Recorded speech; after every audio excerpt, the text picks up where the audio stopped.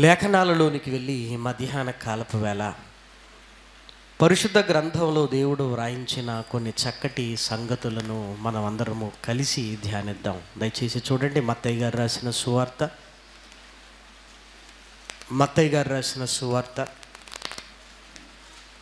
10వ అధ్యాయము. మత్తయి గారు రాసిన సువార్త 10వ అధ్యాయము 4వ వచనాన్ని దయచేసి చూడండి. కానానీయుడైన సీమోను ఆయనను అప్పగించిన ఇస్కరియోతు యూదా. మొన్నటి వరకు లెంట్ డేస్ 40 డేస్ జరిగాయి కదా. ఆ లెంట్ డేస్ కంటే ముందు వాక్య పరిచర్య కొరకు అనేక ప్రాంతాలకు వెళుతున్నప్పుడు ఆ సంఘ కాపరులు ఆహ్వానించినప్పుడు వెళ్ళగానే, పాస్టర్ గారు లెంట్ డేస్ జరుగుతున్నాయి కదా, శ్రమల దినాలను గురించి ఏదైనా మీరు మాట్లాడండి అని అడిగేవారు. సరేలే, ఈ 40 డేస్ శ్రమల ఈ పీరియడ్లో ఇంకొకటి చెప్పినా బాగోదు అని యేసుక్రీస్తు శ్రమలను గురించి ధ్యానిస్తూ అనేక సందర్భాలను ఆలోచిస్తున్నప్పుడు దేవుడు కలిగించిన ఆలోచన మీతో పంచుకుంటున్నాను నేను.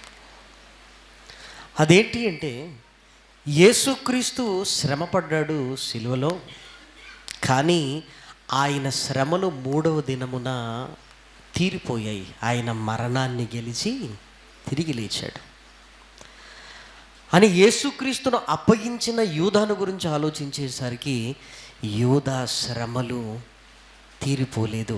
ఇప్పటికీ యూదా ఎలా ఉన్నాడు? శ్రమలోనే ఉన్నాడు.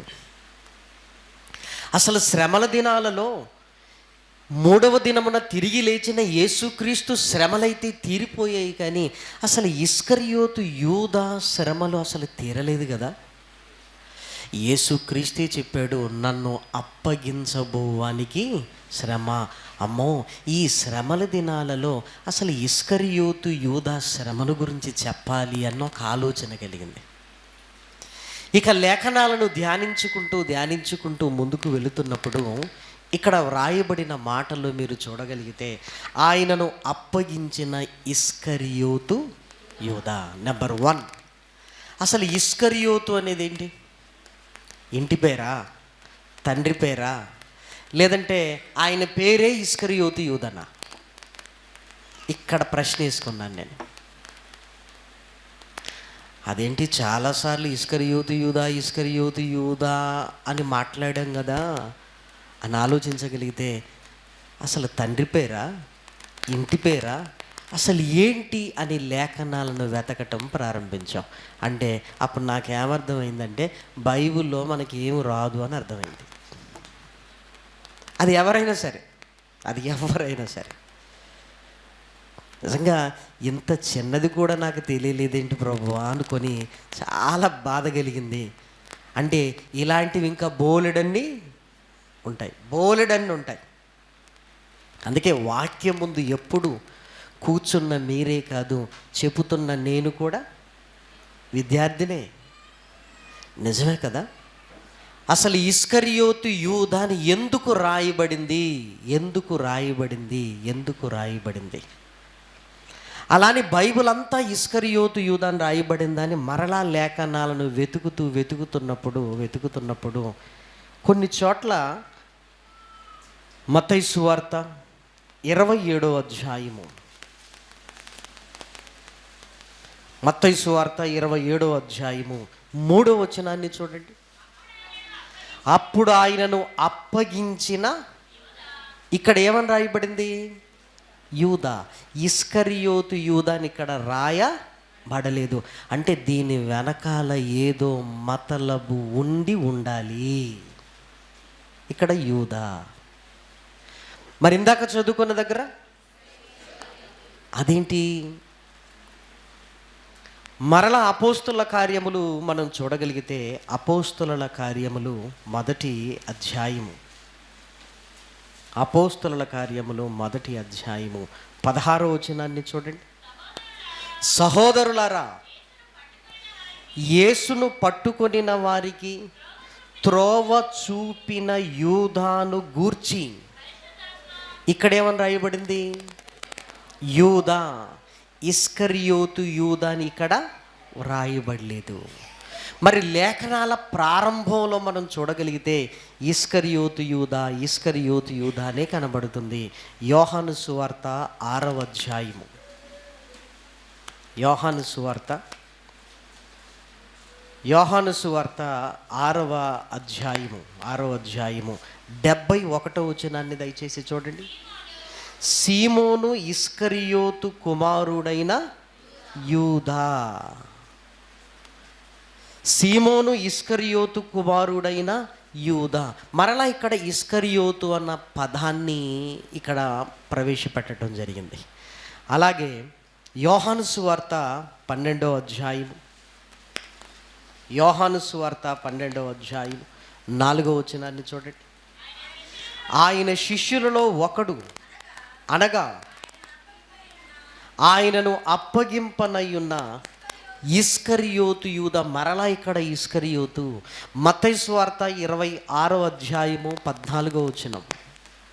మత్తయి సువార్త 26వ అధ్యాయము 14. అప్పుడు 12 మందిలో ఒకడగు ఇస్కరియోతు యూదా. మరలా ఇస్కరియోతు యూదా. ఏమంటే ప్రారంభంలో ఇస్కరియోతు యూదా, ఇస్కరియోతు యూదా అని రాయబడింది. ముగింపులోనికి వెళుతున్నప్పుడు మాత్రం అప్పగించిన యూదా, యేసును పట్టుకొనిన వారికి త్రోవ చూపిన యూదా.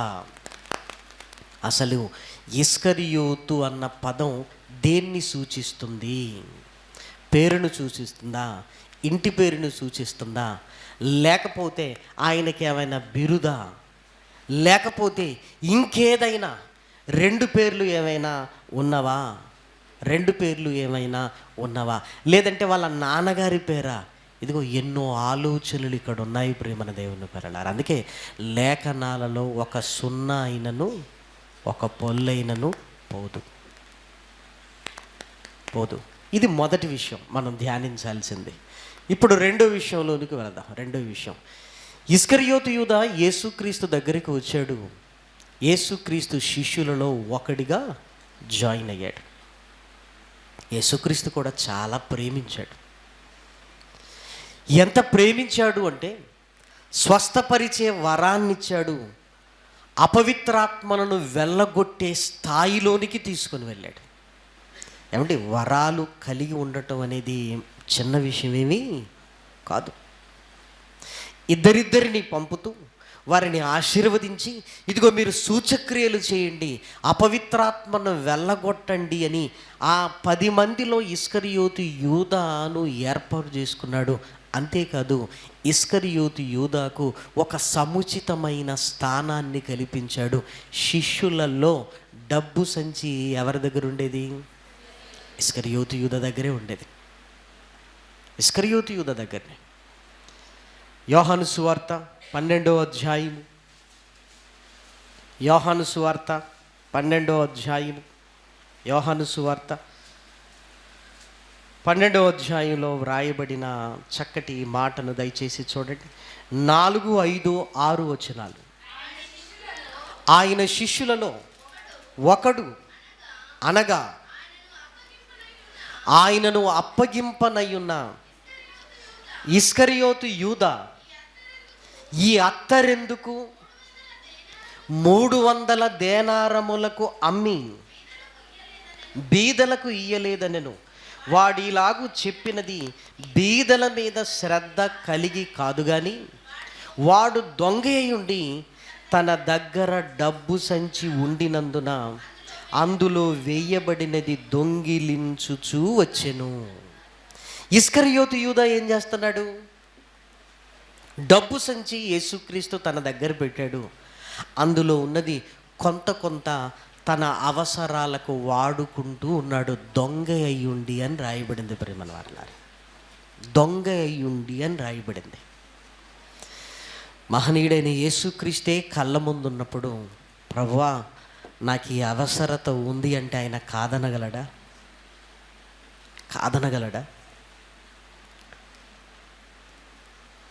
కానీ ఎందుకో యేసుక్రీస్తుతో ఉంటూ యేసుక్రీస్తును అడగలేకపోయాడు, దొంగతనం చేయడానికి అలవాటు పడ్డాడు. ఒకరోజు ఉన్నట్టుండి సడన్గా ఏం చేశాడు అంటే, ప్రధాన యాజకుల దగ్గరికి, పెద్దల దగ్గరికి వెళ్ళాడు. ఇస్కరియోతు యూదానే వెళ్ళాడు. వెళ్ళి ఏం మాట్లాడుకుంటున్నాడో దయచేసి చూడండి. 27వ అధ్యాయము మత్తయి సువార్త 26వ అధ్యాయము 14, 15, 16 వచనాలను జాగ్రత్తగా చదువుకుందాం.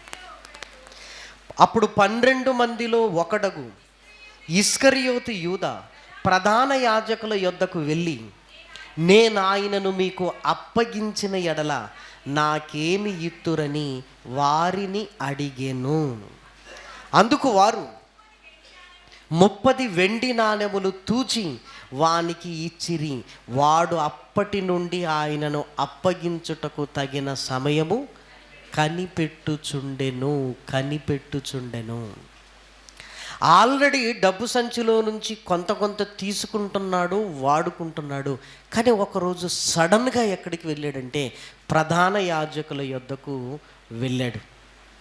వెళ్ళి, యేసుక్రీస్తును నేను మీకు అప్పగిస్తాను, నాకేమిస్తారు అని అడిగాడు. వాళ్ళు బాగా ఆలోచన చేసి 30 వెండి నాణాలు ఇస్తాం యూదా, ఇస్కరియోతు యూదా 30 వెండి నాణాలు అంటే ఓకే. అప్పటి నుంచి యేసుక్రీస్తును ఎప్పుడు అప్పగించాలని ఏం చేస్తున్నాడు? సమయం. ఇప్పుడు మనకు రెండవ ప్రశ్న ఏంటంటే, అంత సడన్గా 30 వెండి నాణాల అవసరత ఎందుకు వచ్చింది? అంత సడన్గా ఎందుకు వచ్చింది? ఏ అవసరం లేకపోతే ఎందుకు 30 వెండి నాణాలు నాకు కావాలి? ఆల్రెడీ డబ్బు సంచులోంచి కొంత దొంగిలిస్తున్నాడు, హ్యాపీగా అలా వెళ్ళిపోవచ్చు. కానీ సడన్గా నేను ఆయనను మీకు అప్పగిస్తాను, నాకేమిస్తారు అంటే, ఇస్కరియోతు యూదాకు ఏదో అవసరత వచ్చింది. ఏదో అవసరత వచ్చి ఉండాలి. ప్రధాన యాజకులు ఇస్కరియోతు యూదాకు దగ్గరికి వచ్చారా? ఇస్కరియోతు యూదానే ప్రధాన యాజకుల దగ్గరికి వెళ్ళాడా? అంటే అవసరత ఎవరికి ఉంది ఇప్పుడు? ఇస్కరియోతు యూదా. అంత అవసరత ఏమొచ్చింది? 30 వెండి నాణాలు. అంటే ఈరోజు అవి చిన్నగా కనిపించవచ్చు, కానీ ఒకప్పటికి అవి చాలా ఎక్కువ. 30 వెండి నాణాలు. అంత అవసరత ఎందుకు వచ్చింది? ఇప్పుడు 30 వెండి నాణాలను తీసుకున్నాడు. యేసుక్రీస్తును అప్పగించాలని సమయం వెతుకుతున్నాడు. ఒకవేళ యేసుక్రీస్తును అప్పగిస్తే డబ్బు సంచిలో నుంచి కొంత తీసుకోవటం అనేది ఇక ఉండదు. అంటే ఈ కొంత తీసుకోకపోయినా పర్వాలేదు, నాకు ఇంత కావాలి అనుకుంటున్నాడంటే ఏదో అవసరత ఉంటుంది. ఏ అవసరత లేదనుకోండి, ఏం ఆలోచిస్తారు చెప్పండి? ఎలాగో కొంత తీసుకుంటున్నాను కనుక హ్యాపీ అనుకుంటాడు. కానీ ఈ కొంత కాదు, ఒక్కసారే నాకు ఇంత కావాలి, ఇది లేకపోయినా పర్వాలేదు అనుకుంటున్నాడంటే ఇస్కరియోతు యూదాకు ఏదో అవసరత వచ్చింది. అంటే ఈ 30 వెండి నాణాల అవసరత ఎందుకు వచ్చింది? ఏం చేశాడు ఆ 30 వెండి నాణాలు? ఆ 30 వెండి నాణాలను ఎందుకు తీసుకున్నాడు? ఇది రెండవది. మొదటిది ఏంటండి? ఎవరి పెదవులు కదలట్లేదో వాళ్ళని అడుగుతాను. మొదటిదేంటి? ఇస్కరియోతు యూదా అని ముందు రాయబడింది, తర్వాత యూదా అని రాయబడింది. అసలు ఇస్కరియోతు అంటే ఏంటి? రెండవది ఏంటి? అసలు 30 వెండి నాణాల అవసరత ఎందుకు వచ్చింది? ఇప్పుడు మీ కుటుంబ సభ్యులకు ఫోన్ చేసి, ఒరే ఒక 5 లక్షలు ఉంటే చూడరా అన్నాడు అనుకోండి, ఏమంటారు చెప్పండి? వాళ్ళు అంత అవసరత ఏమొచ్చిందిరా? చూసారా, అంత అవసరత నీకేమొచ్చింది? ఇస్కరియోతుకు కూడా 30 వెండి నాణాల అవసరత ఎందుకు వచ్చింది? ఇది రెండవది. ఇక మూడో విషయానికి మనం వెళ్దాం. మత్తయి సువార్త 27వ అధ్యాయము. మత్తయి సువార్త 27వ అధ్యాయము 3వ వచనం. అప్పుడు ఆయనను అప్పగించిన యూదా ఆయనకు శిక్ష విధింపబడగా చూచి పశ్చాత్తాపపడి ఆ 30 వెండి నాణెములు ప్రధాన యాజకుల యొద్దకును పెద్దల యొద్దకును తీసుకున్నాడు, వెళ్ళిపోయాడు. మరలా తెచ్చి, నేను నిరపరాధి రక్తమును అప్పగించి పాపము చేసి తినని చెప్పెను. వారు దానితో మాకేమి, నీవే చూచుకొనమని చెప్పగా అతడు ఆ మరలా తెచ్చిన ఆ వెండి నాణెములు దేవాలయములో పారవేసి పోయి ఉరి పెట్టుకొనెను. ఇప్పుడు ఒక ప్రశ్న అడుగుతున్నాను మిమ్మల్ని. ఇస్కరియోతు తీసుకున్న 30 వెండి నాణాలని ఏం చేశాడు? మరలా తీసుకొని వచ్చాడు. తీసుకొని వచ్చి దేవాలయంలో పారవేశాడు. పోయి ఏం చేశాడు? ఉరిపెట్టుకున్నారు. మళ్ళొకసారి మీరు చదవండి, అది మీరు చదవండి. మళ్ళీ నేను అడిగినప్పుడు డౌట్ పడద్దు మీరు. ఇప్పుడు చెప్పండి, ఇస్కరియోతు యూదా వెండి నాణాలను ఏం చేశాడు? ప్రధాన యాజకుల యొద్దకు తీసుకొచ్చాడు. ఇదిగో మీ వెండి నాణాలు మీకు ఇస్తున్నాను, యేసుక్రీస్తును వదిలేయండి అని పశ్చాత్తాపంతో అడిగాడు. లేదయ్యా, అయిపోయింది కా అన్నాడు. అమ్మో, ఈ వెండి నాణాలు నాకు అవసరం లేదని దేవాలయంలో పారవేశాడు. పోయి ఏం చేశాడు? ఉరిపెట్టుకున్నాడు. అప్పుడు ప్రధాన యాజకులు పెద్దలు ఆలోచన చేసి, అరేరేరే, వెండి నాణాలు దేవాలయంలో పారవేసి పోయి ఉరిపెట్టుకున్నాడు అని ఆ వెండి నాణాలు తీసి, అమ్మో ఇవి కానుక పెట్టెలో వెయ్యదగదు. దీన్ని ధ్యానిస్తున్నప్పుడు ఈ మాట మరలా ఆకర్షించింది. ఈ డబ్బు కానుక పెట్టెలు అంటే కానుక పెట్టెలు వెయ్యాల్సిన డబ్బు ఏదన్న డౌట్ వచ్చింది మళ్ళీ నాకు. మరి అంతే కదా, లేఖనాలు అనేటివి ఏంటంటే తేనె తుట్టే ఒకటి గదిలిస్తే బోలెడన్ అన్నట్టుగా దాన్ని సపరేట్ టాపిక్ రాసుకున్నాను. కానుక పెట్టెలు వెయ్యదగిన డబ్బు అని. అమ్మో, ఈ డబ్బు కానుక పెట్టెలు వెయ్యొద్దు అన్నాడంటే, అంటే కానుక పెట్టెలో ఏ డబ్బు వెయ్యాలో కూడా లేఖనాలలో రాయబడింది. నెంబర్ 1, ఎలక్షన్లు వస్తున్నాయి కదా, రాత్రి డబ్బు ఇస్తారు, తీసుకొచ్చి కానుక పెట్టలేద్దాం. అమ్మో, వెయ్యొద్దు బ్రహ్మణ వారలారా. మనం ఎలాంటి వాళ్ళం అంటే తెలివి ఎక్కువైపోయి, ఎంత ఇచ్చారు? వీళ్ళు 5,000 ఇచ్చారు, వాళ్ళు 5,000 ఇచ్చారు. ప్రభువా, నేను స్వార్థపరుని గాను ప్రభువా, 5,000 నీకు, 5,000 నాకు. అబ్బా, ఎంత తెలివండి. అమ్మో, ఆ డబ్బు కానుక పెట్టెలు తగదు. మళ్ళీ ఇది సపరేట్ టాపిక్, తర్వాత ఎప్పుడైనా మనం మాట్లాడుకుందాం. వీళ్ళు ఏం చేశారంటే అందరూ ఆలోచన చేసి, మరి ఈ డబ్బిచ్చి ఒక పొలాన్ని కొన్నారు. ఆ పొలాన్ని ఎందుకు కొన్నారంటే పరదేశులను పాతి పెట్టుటకు కుమ్మరి వాని పొలాన్ని కొన్నారు. ఇప్పుడు చూడండి, మత్తయి సువార్త 27:6 నుండి నేను చదువుతాను, దయచేసి వినండి. ప్రధాన యాజకులు ఆ వెండి నాణెములు తీసుకొని, ఇవి రక్త క్రయధనము గనుక వీటిని కానుక పెట్టెలు వెయ్యతగదని చెప్పుకొనిరి. కాబట్టి వారు ఆలోచన చేసి వాటినిచ్చి పరదేశులను పాతిపెట్టుటకు కుమ్మరి వాని పొలము కొనిరి. అందువలన నేటి వరకు ఆ పొలము రక్తపు పొలమనబడుచున్నది. ఇదిగో ఇది ఇలా జరుగుతుందని లేఖనాలలో వ్రాయబడిన మాటలు ఇక్కడ నెరవేరాయని ఒక లేఖనాన్ని కోట్ చేస్తున్నాడు. విలువ కట్టబడిన వాని, అనగా ఇశ్రాయేలీలలో కొందరు విలువ కట్టిన వాని క్రయధనమైన 30 వెండి నాణెములు తీసుకొని ప్రభువు నాకు నియమించిన ప్రకారము వాటిని కుమ్మరి వాని పొలమునకు ఇచ్చిరి. ఇది 2 చోట్ల రాయబడింది. ఎక్కడ రాయబడిందో ఒకసారి చూసి ముందుకు వెళదాం. ఇర్మియా గ్రంథము 32:9. ఇర్మియా గ్రంథము 32:9. నా తండ్రి తోడబుట్టిన వాని కుమారుడైన హనమేలు పొలము కొని 17 తులముల వెండి తూచి అతనికిచ్చి తిని. ఇదిగో పొలము కొన్నారు అనే ప్రవచనం. ఇంకా స్పష్టంగా ఎక్కడ రాయబడింది అంటే జకరియా గ్రంథంలో, దయచేసి చూడండి. జకరియా గ్రంథము 11వ అధ్యాయము, జకరియా గ్రంథము 11వ అధ్యాయము 12వ వచనం. మీకు అనుకూలమైన ఎడల నా కూలి నాకియుడి, లేని ఎడల మానివేయుడని నేను వారితో అనగా వారు నా కూలికై 30 తులముల వెండి తూచి ఇచ్చిరి. యెహోవా ఎంతో అబ్బురముగా వారు నాకేర్పరిచిన క్రయధనమును కుమ్మరికి పారవేయమని నాకు ఆజ్ఞీయగా నేను ఆ 30 తులముల వెండిని తీసుకుని యెహోవా మందిరములో కుమ్మరికి పారవేసి తిని.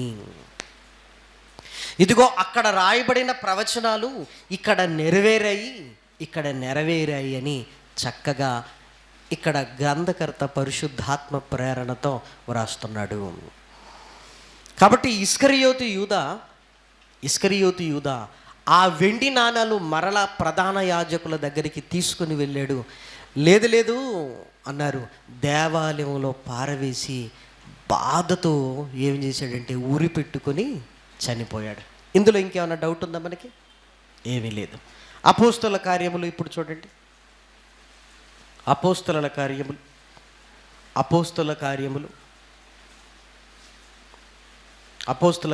17వ వచనం, మొదటి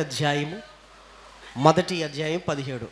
అతడు మనలో ఒకడిగా ఎంచబడిన వాడై ఈ పరిచర్యలో పాలు పొందెను. ఈ యూదా ద్రోహము వలన సంపాదించిన రూకలనిచ్చి ఒక పొలము కొనెను. ఎవరు కొన్నారండి? యూదా. ఇందాక పొలం ఎవరు కొన్నారు అనుకున్నాం మనం? ప్రధాన యాజకులు. మరి ఇక్కడ ఏమనుంది? యూదా కొన్నారు. ఏదో మతలబు ఉంది. కొన్న తర్వాత ఏం చేశాడు? అతడు తలక్రిందులుగా పడి నడిమికి బద్దలైనందున అతని పేగులన్నీ బయటికి వచ్చెను.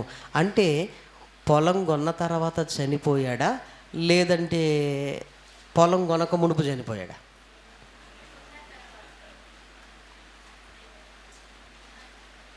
మళ్ళీ మత్తయి సువార్త 27 జ్ఞాపకం చేసుకోవాలి. మరలా తెచ్చి దేవాలయములో పారవేసి పోయి ఉరిపెట్టుకున్నాడు. చచ్చినోడు మరలా పొలం ఎప్పుడు కొంటాడు? అసలు చచ్చినోడు మరలా పొలం కొనలేడు కదా. మళ్ళీ ఇక్కడికి రాగానే ఏమని రాయబడింది? ఈ యూదా ద్రోహం వలన సంపాదించిన రూకలనిచ్చి ఒక పొలము కొన్నాడు. కొన్న తర్వాత ఏం జరిగిందట? అతడు తలక్రిందులుగా పడి నడిమికి బద్దలైనందున పేగులన్నీ బయటికి వచ్చాయి. ఈ సంగతి యెరూషలేములో ఉంటున్న కాపురమున్న వారందరికీ. ఇప్పుడు మూడవ ప్రశ్న ఏంటంటే, చచ్చిపోక ముందు పొలం కొన్నాడా, లేదంటే పొలం కొని చచ్చిపోయాడా? పొలం కొని చనిపోయాడు.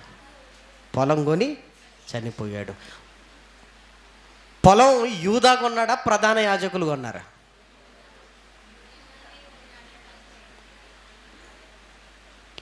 పొలం యూదా కొన్నాడా, ప్రధాన యాజకులు కొన్నారా? ఎందుకైనా మంచిది, ఒక 10 నిమిషాలు మెయింటైన్ చేస్తే ఆయనే చెప్పుకుంటాడు అనుకున్నారు. చూసారా, లేఖనాలలో ఉంటున్న శక్తి ప్రేమను అట్లారా. అంటే మనం ఏదో చదువుకుంటూ వెళ్ళిపోతుంటాం కానీ అమ్మో, ఒక్కొక్క మాట వజ్రం కంటే విలువైన సంగతులు ఇందులో పెట్టాడు. ఏమంటే ధ్యానించేవాడికి నిత్యము విందు, చదువుకుంటూ వెళ్ళిపోయిన వాడికి ఏముంది, చదివాను అనుకుంటాడు అంతే. నిజంగా చాలా సంవత్సరాలు అర్థం కాలేదు ప్రేమను వర్లారా. ఏదో అనుకున్నాం, కానీ దేవుడు చాలా గొప్ప గొప్ప విషయాలు వెనకాల దాచిపెట్టాడు.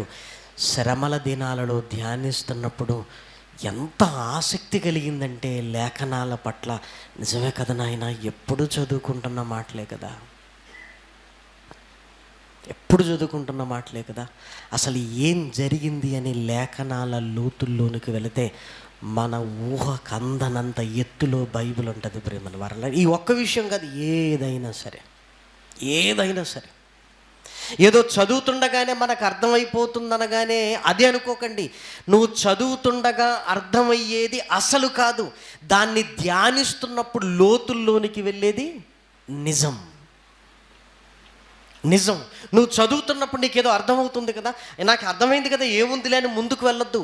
అమ్మో, ఇంత ఈజీగా అర్థమయ్యేది ఎందుకు దేవుడు నాకు ఇస్తాడు, ఎందుకు నాకు ఇస్తాడు అంటే దీని వెనకాల ఏదో ఉంది అని అక్కడ ఆగి ఆలోచిస్తూ, లేఖనాలను తిరగవేస్తూ, ఎక్కడెక్కడైనా క్లూ ఉందా అని వెతుకుతూ వెతుకుతూ వెతుకుతూ చూస్తున్నప్పుడు ఇదిగో ఒక నేరస్తుని పట్టుకోవడానికి ఒక చిన్న క్లూ ఎలా దొరికితే పోలీసు వాళ్ళు ముందుకు వెళతారో, లేఖనాలలో కూడా ఆ మర్మాన్ని మన కళ్ళ ముందు పెట్టడానికి దేవుడు కూడా ఒక చిన్న క్లూ లాంటిది పెడుతుంటాడు అక్కడ. కానీ మనం స్పీడ్గా చదువుకోవటం వల్ల దాన్ని చూడం, కానీ దాన్ని చూడగానే ఏమండి దాన్ని పట్టుకొని లోతుల్లోనికి వెళితే లేఖనాలన్నీ చాలా స్పష్టంగా ఉంటాయి ప్రేమను వాట్లారా. కాబట్టి ఇప్పుడు మొదటి దాన్ని జ్ఞాపకం చేయండి. ఇస్కరియోతు అన్న పదానికి అర్థం ఏంటి? రెండవది ఏంటండి? సౌండ్ ఇటువైపు ఎక్కడి నుంచి వచ్చింది, ఇటు రాలేదు. 30 వెండి నాణాల అవసరత ఎందుకు వచ్చింది? అసలు 30 వెండి నాణాల అవసరత ఎందుకు వచ్చింది? చిట్ట చివరిదేంటి? పొలం కొని చనిపోయాడా, లేదు పొలం కొనకుండానే చనిపోయాడా? ఒకవేళ పొలము కొనకుండానే చనిపోయాడంటే ప్రధాన యాజకులు పొలం కొనాలి, లేదు ఈయనే కొన్నాడంటే మరి ప్రధాన యాజకులు కొన్నారని మత్తయి సువార్తలో రాయబడిన ఆ మాటకు అర్థం ఏంటి అని ఇప్పుడు లేఖనాలలోనికి జాగ్రత్తగా మనం ఆలోచించగలిగితే, అపోస్తుల కార్యములు 1వ అధ్యాయం 19వ వచనాన్ని దయచేసి చూడండి. ఈ సంగతి యెరూషలేములో కాపురమున్న వారందరికీ తెలియవచ్చెను గనుక వారి భాషలో ఆ పొలము అకెల్దమా అనబడి ఉన్నది, దానికి రక్త భూమి అని అర్థము. ఇప్పుడు మత్తయి సువార్త 27ను జ్ఞాపకం చేసుకుంటూ అపోస్తుల కార్యములు 1:19 ఆలోచించగలిగితే చిన్న డిఫరెన్స్ అనేది ఉండేది ప్రేమలారా, వ్యత్యాసం ఉన్నది. ఆ వ్యత్యాసం ఏంటంటే అక్కడ రక్తపు పొలము అని రాయబడింది, ఇక్కడేం రాయబడింది? రక్త భూమి. రక్తపు భూమి, రక్తపు భూమి. దాన్ని రక్తపు పొలము అన్నారు, ఇక్కడ రక్తపు భూమి. భూమి వేరు, పొలం వేరు. పొలం ఎందుకు తీసుకుంటాం, భూమిని ఎందుకు తీసుకుంటాం చెప్పండి? పొలం వేరు, భూమి వేరు. ఇల్లు కట్టుకోవడానికి కొనే స్థలాన్ని ఏమంటాం? భూమి. పంట పండించడానికి మనం కొనుక్కునే స్థలాన్ని ఏమంటాం? పొలం అంటారు. పొలం అంటే అది ఎక్కువ ఉండాలి, ఇల్లు కట్టుకోవడానికి ఎంత ఉండాలి? తక్కువ ఉండాలి, అంతే. ప్రధాన యాజకులు ఆలోచన చేసి కొన్నది శ్మశానం. శ్మశానానికి ఎంత స్థలం కొనుక్కుంటాం? ఎకరాలు. వాళ్ళు ఆలోచన చేసింది కుమ్మరి వాని పొలాన్ని. ఇక్కడ ఇస్కరియోతు యూదాను గురించి వ్రాయబడుతున్నది ఏమని రాయబడింది అంటే, ఇదిగో రక్తపు భూమి అని ఇక్కడ ఒక పదాన్ని ప్రయోగించాడు, అకెల్దమా. ఇది అనబడుతుంది, అది కాదు అకెల్దమా ఇది. ఈ సంగతి యెరూషలేములో ఉన్న కాపురమున్న వారందరికీ తెలియవచ్చింది. అంటే ఈ ప్లేస్ ఎక్కడుందంటే యెరూషలేములో ఉంది. ఇదిగో యెరూషలేములో ఉంటున్న కాపురం ఉన్న వారందరికీ ఈ సంగతి తెలియవచ్చింది. మరి అది ఎక్కడుందంటే కుమ్మరి వాని పొలం అవుట్కట్లో ఎక్కడుంది? శ్మశానానికి భూమి ఎక్కడ తీసుకుంటాం మనం? ఊరవుతల. కానీ ఇక్కడ స్థలం ఏంటంటే యెరూషలేములో కాపురం ఉన్న వారందరికీ తెలిసింది. అంటే ఇది యెరూషలేములో జరిగింది. అంటే దీని అర్థం ఏంటి అంటే స్థలాలు రెండు. ఒకటి ఇస్కరియోతు యూదా కొన్నది, రెండవది ప్రధాన యాజకులు కొన్నది. అంటే ప్రధాన యాజకులు కొన్నది శ్మశానం, ఇస్కరియోతు యూదా కొనుక్కున్నది భూమి, స్థలం. స్థలం. అంటే ఇస్కరియోతు యూదా కొన్నాడు. నెక్స్ట్ ఏం కొన్నారు? ఆ, అంటే 30 వెండి నాణాల అవసరత ఎందుకు వచ్చింది అంటే, యెరూషలేములో ఒక మంచి ఆఫర్ వచ్చిందండి ఇస్కరియోతు యూదాకు. ఏంటి? ఇస్కరియోతు యూదా, ఎప్పటి నుంచో నువ్వు వెతుకుతున్నావు కదా, యెరూషలేములో కాపురం ఉండటానికి నువ్వు వెతుకుతున్నావు కదా.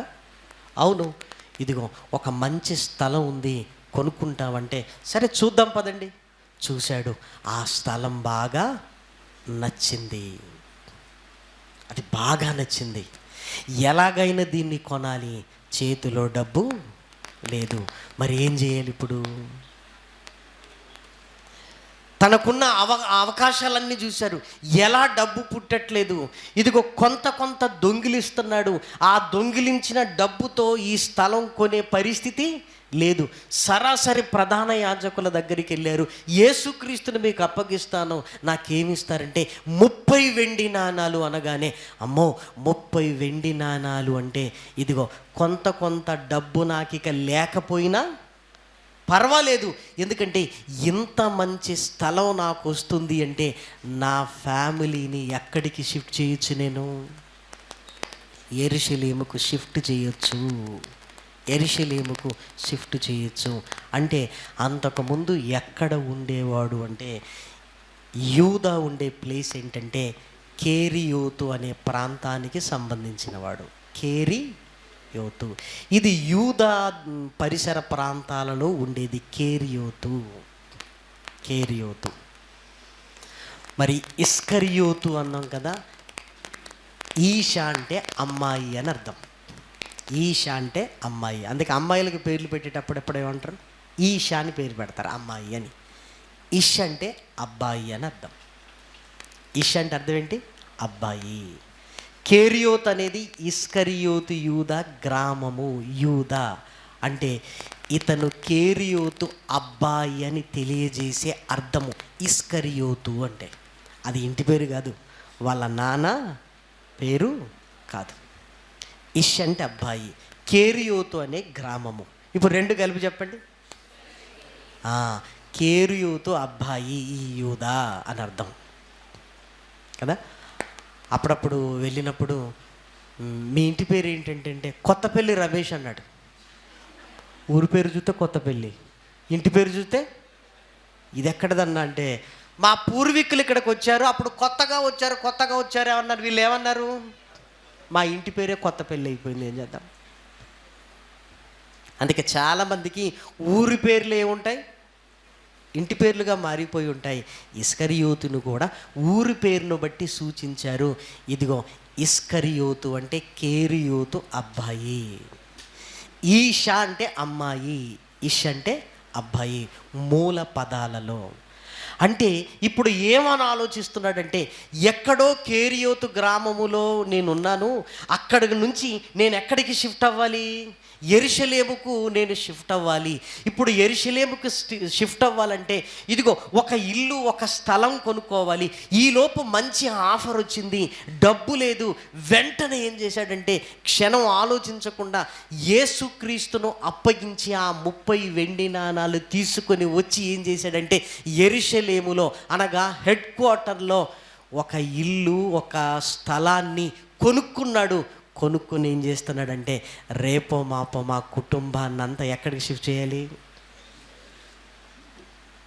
ఈ యెరూషలేముకు నేను షిఫ్ట్ చేయిస్తాను.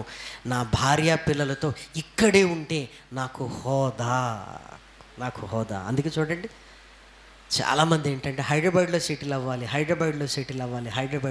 అవ్వాలని ఈరోజు ఎలా మనకు ఆ ఆలోచన ఉంటుందో ఆ రోజు ఇస్కరియోతు యూదాకు కూడా అదే ఆలోచన ప్రియమైన వారలారా. కాబట్టి గబగబా వెళ్ళాడు, ఆ స్థలాన్ని కొనుక్కున్నాడు. ఇక రేపో మాపో గృహప్రవేశం చేద్దాం అనుకుంటున్నాడు. ఏర్పాట్లు ముమ్మరంగా జరుగుతున్నప్పుడు ఏం జరిగిందంటే, యేసుక్రీస్తును పట్టుకున్న తర్వాత ఆయన్ని ఏం చేశారు అంటే సిలువకు తీసుకొని వెళుతున్నారు. సిలువకు తీసుకుని వెళుతున్నారు. ఎందుకంటే డబ్బు ముందే తీసుకుని వెళ్ళాడు. ఇదిగో నువ్వు అప్పగించిన తర్వాత డబ్బు ఇస్తామని వాళ్ళు ఏమీ అనలేదు, ముందే తీసుకున్నాడు.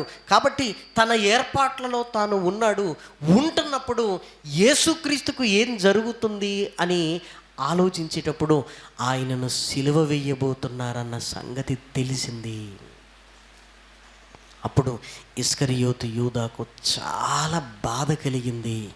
అయ్యో, ఇంత భయంకరంగా ఆయనను చంపబోతున్నారా, అయ్యో ఇది తెలియక నేను ఆయన్ని అప్పగించాను, లేదు లేదు లేదు లేదు లేదు లేదు అని 30 వెండి నాణాలు మరలా తీసుకుని వెళ్ళాడు.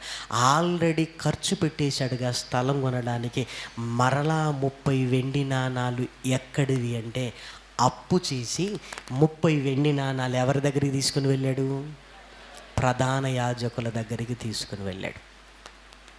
అప్పిచ్చేవారు ఊరికే ఇస్తారా? ఇస్కరియోతు యూదా 30 వెండి నాణాలు అడుగుతున్నావు, నీ దగ్గర ఏముంది? నా దగ్గర ఏముందా? యెరూషలేములోనే మొన్ననే నేను స్థలాన్ని తీసుకున్నాను, అక్కడ ఇల్లు కూడా ఉంది, చూడండి కాకపోతే. ఓకే.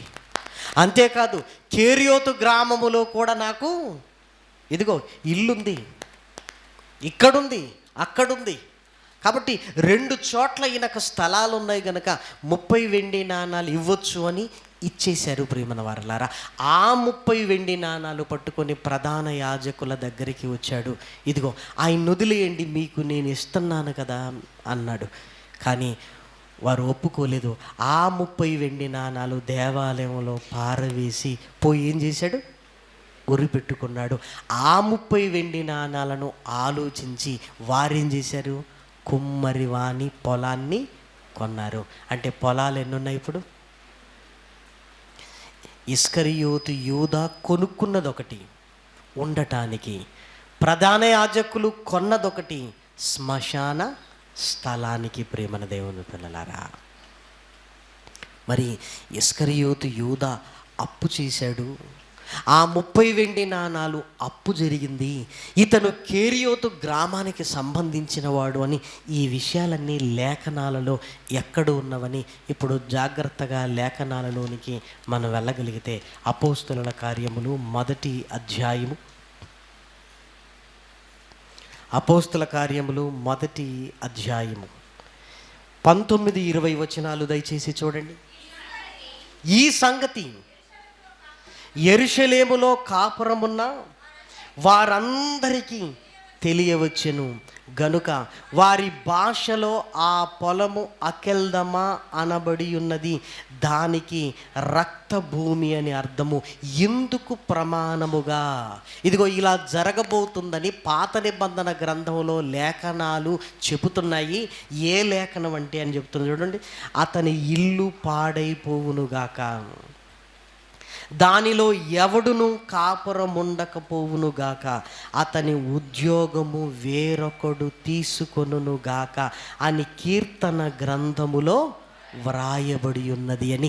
కీర్తన గ్రంథంలోనికి వెళ్ళండి అని చెప్తున్నాడు. ఇప్పుడు కీర్తనల గ్రంథంలోనికి వెళ్ళి ఆలోచిద్దాం. కీర్తనల గ్రంథము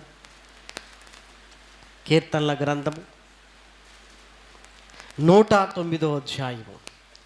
కీర్తనల గ్రంథము 109వ అధ్యాయము 8వ వచనాన్ని దయచేసి చూడండి. వాని ఉద్యోగము వేరొకడు తీసుకొనుగాక, వాని బిడ్డలు తండ్రి లేని వారగుదురుగాక, వాని భార్య విధవరాలగునుగాక, వాని బిడ్డలు దేశ దిమ్మరులై భిక్షమెత్తుదురుగాక, పాడుబడిన తమ ఇండ్లకు దూరముగా జీవనము వెతుకుదురుగాక, వాని ఆస్తి అంతయు అప్పుల వారు ఆక్రమించుకొందురుగాక, వాని కష్టార్జితమును పరులు దోచుకొందురుగాక, వానికి కృపచూపువారు లేకపోవుదురుగాక. ఇక్కడ ప్రవచనాన్ని జాగ్రత్తగా చూడగలిగితే 2 వచనాలు ఇస్కరియోతు యూదా గురించి రాయబడినవని, మిగిలిన వాటిని మనం ఆలోచించం ప్రియమైన వారలారా. కానీ ఇక్కడ ప్రతి మాట ఇస్కరియోతు యూదాను గురించే వ్రాయబడింది. అందుకేంటంటే, ఇదిగో వాని ఉద్యోగము వేరొకడు తీసుకొనుగా కంటే ఇస్కరియోతు యూదా ప్లేస్లోనికి ఎవరు వచ్చారు? మత్తయ్య వచ్చాడు. ఇది ఇస్కరియోతు ద్వారా నెరవేరింది. కింది వచనం చూడండి. వాని బిడ్డలు తండ్రి లేని వారగుదురుగా కంటే, ఇస్కరియోతు చనిపోయినప్పుడు బిడ్డలు ఏమవుతారు? తండ్రి లేని వారు అవుతారు. నెక్స్ట్ వాని భార్య విధవరాలగును. ఇది ఇస్కరియోతుని గురించి. ఎందుకంటే ఇస్కరియోతు యూదా చనిపోయిన తర్వాత భార్య విధవరాలు అవుతుంది. పాడుబడిన తమ ఇండ్లకు దూరముగా జీవనము వెతుకుదురుగాక, వాని ఆస్తి అంతయు అప్పుల వారు ఆక్రమించుకుందురు. ఇదిగో ఇక్కడ దొరికింది ప్రియమైన దేవుని పిల్లలారా. ఇక్కడ వాని ఆస్తి అనగానే ఎవరాస్తి? ఇస్కరియోతు యూదా. వాని ఆస్తి అప్పుల వారు ఆక్రమించుకొందురుగాక, వాని కష్టార్జితమును పరులు దోచుకుందురుగాక. అంటే ఏం జరిగింది అంటే, ఇదిగో అప్పుల వారు వాని ఆస్తిని, వాని కష్టార్జితాన్ని ఆక్రమించుకున్నారు, దోచుకున్నారు. ఎందుకు అంటే అప్పు చేశాడు. అప్పు ఎందుకు అయింది అంటే, మరలా వెండి నాణాలు వాళ్ళకి ఇవ్వాలి అంటే ఇస్కరియోతు యూదా దగ్గర డబ్బులు లేకపోయేసరికి అప్పు తీసుకొచ్చి వాళ్ళకి ఇచ్చాడు. వాళ్ళు మాకు సంబంధం లేదు అన్నారు, పడవేశాడు. వాళ్ళది తీసుకొని కుమ్మరి వాని పొలాన్ని కొన్నారు. ఎందుకంటే డబ్బు తీసుకొని వచ్చిన తర్వాత ఖాళీగా ఎందుకు పెట్టుకుంటాడు? దాని దగ్గర ఏదో ఒక దానికి వాడుకుంటాడు. అంటే ఈ యెరూషలేములో స్థలాన్ని కొనుక్కున్నాడు. గబా వచ్చాడు. ఎక్కడైతే తన కుటుంబంతో ఆనందంగా ఉండాలనుకున్నాడో, ఇదిగో ఆ స్థలం దగ్గరికి, అకల్దెమా యెరూషలేములో ఉన్న స్థలాన్ని దగ్గరికి వచ్చాడు. అక్కడే చెట్టు ఉంది. ఉరి పెట్టుకుని ఏం చేశాడు? తలకిందులుగా పడి పేగులన్నీ బయటకు వచ్చేసాయి. ఈ సంగతి యెరూషలేములో కాపునమున్న వాళ్ళందరికీ తెలిసింది. ఇదిగో ఇస్కరియోతు యూదా ఆత్మహత్య చేసుకున్నాడట. మొన్ననే స్థలం కొనుక్కున్నాడు, ఇక్కడికి వస్తానన్నాడు కదా. అందరూ వచ్చి చూశారు. అయ్యో, ఇక్కడ ఉండాలనుకున్నాడు, చావడానికి కొనుక్కున్నాడా ఈ స్థలాన్ని? చాలా బాధపడ్డారు. వెంటనే ఈ విషయం అప్పుల వాళ్ళకి తెలిసింది. వాళ్ళు గబగబ వచ్చారు. ఎందుకు? ఇప్పుడు మా డబ్బు ఏమైపోయింది? పోతుందేమో. అక్కడికి వచ్చి చూడగానే ఆ స్థలంలో ఇదిగో పేగులు బయటకు వచ్చి చచ్చిపోయేసరికి వీళ్ళు ఏమనుకున్నారంటే, అమ్మో, ఈ స్థలము శాపగ్రస్తమైనది, ఇది మాకు వద్దు, ఇది మేము ఇంకొకరికి అమ్మినా ఎవరు తీసుకోరు, ఇది కూడా మాకు వద్దు, ఈ స్థలం మాకు వద్దు. ఇంకేమైనా ఇస్కరియోతుకు యూదాకు ఆస్తులు ఉన్నాయంటే ఎక్కడున్నది? కేరియోతు ప్రాంతంలో ఉంది. గబగబా అక్కడికి వెళ్ళారు. ఇస్కరియోతు భార్యతోనూ పిల్లలతోనూ, ఇదిగో మీ నాన్న అప్పు చేశాడు గనక ఇదిగో మేము దీన్ని ఏం చేస్తున్నాం? ఆక్రమించుకున్నాం. వాని కష్టార్జితమును పరులు దోచుకొందురుగాక. ఏమండి, ఇస్కరియోతు భార్య బిడ్డలకు ఎక్కడికి వెళ్ళాలో నిలువ నీడ లేకుండా పోయింది. ప్రేమన వాళ్ళారా, నీడ లేకుండా పోయింది. మరి ఈ స్థలం ఇది శాపగ్రస్తమైనది. ఇదిగో వాని ఇల్లు వానికి విడవబడును, దానిలో ఎవ్వడును కాపురము ఉండడు. అంటే ఇప్పటికీ ఇస్కరియోతు యూదా స్థలము విడవబడిపోయింది ప్రేమన వారలారా. అది శాపగ్రస్తమైపోయింది ప్రేమన వారలారా, అది శాపగ్రస్తమైపోయింది. అప్పుల వారు ఇదిగో అతని సొంత స్థలాన్ని ఆక్రమించుకున్నారు. భార్య బిడ్డలకు నిలువ నీడ లేకపోయింది. వాళ్ళు ఎలా బతకవలసిన పరిస్థితి ఏర్పడింది అంటే భిక్షమెత్తుకుంటూ బతికారు. దేశ దిమ్మరలై భిక్షమెత్తుకుంటూ బతికారు. బిడ్డలు తండ్రి లేని వారయ్యారు. భార్య విధవరాలైపోయింది. కష్టార్జితాన్ని పరులు దోచుకున్నారు. ఇదిగో ఆ పరిసర ప్రాంతాలలో ఉండలేక అక్కడి నుంచి దేశ దిమ్మరులుగా భిక్షమెత్తుకుంటూ బతికారు. ప్రేమన వారలారా, ఏమండి, ఇస్కరియోతు యూదా కుటుంబం ఎలా నాశనానికి వెళ్ళిపోయిందో చూసారా?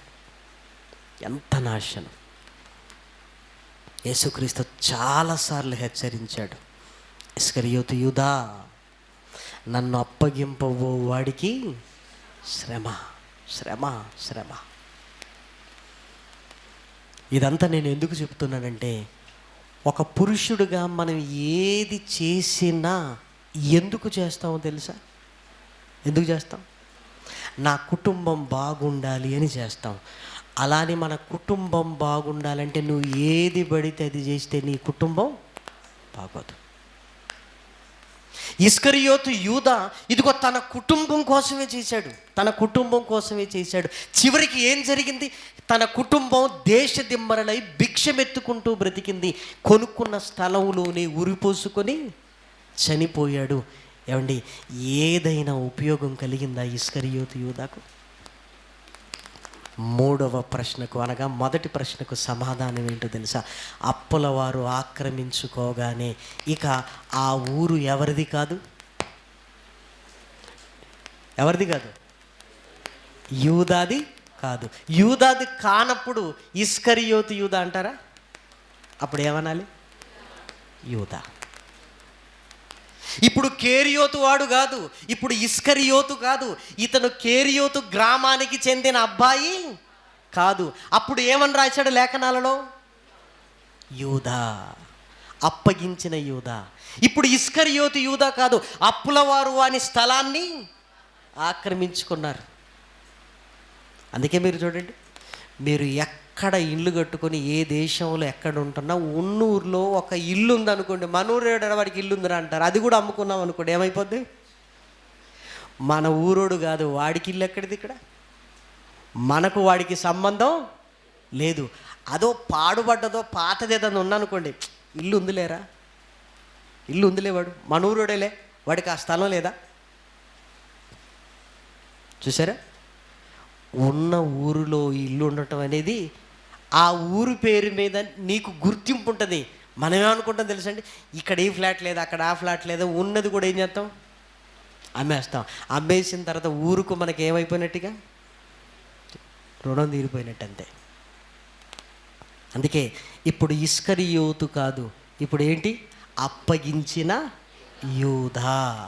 యేసుక్రీస్తును పట్టుకొనిన వారికి త్రోవ చూపిన యూదా, త్రోవ చూపించిన యూదా అని లేఖనాల ముగింపులోనికి వెళుతున్నప్పుడు ఇదంతా జరగగానే ఇదిగో వాడి కష్టార్జితము అప్పుల వారు ఆక్రమించుకున్నారు గనక ఇప్పుడు అప్పగించిన యూదా అని రాశాడు.